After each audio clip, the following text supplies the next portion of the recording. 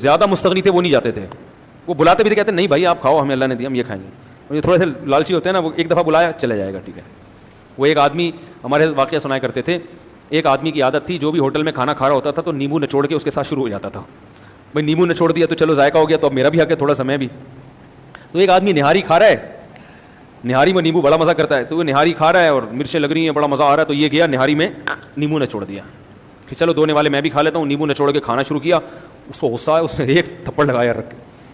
یہ رکا نہیں, کہہ رہے میرے ابا بھی مجھے مار مار کے ہی کھلایا کرتے تھے, میرا باپ بھی مجھے.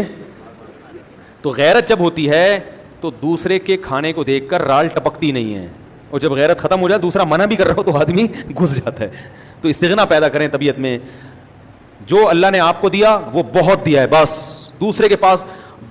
اچھا بھائی جلدی جلدی سوال نمٹا دیں, 5-10 منٹ کا بولا تھا. زمانہ ڈھل رہا ہے مغربی تہذیب میں, لیکن راہ رنگ میں ڈھلنا الہی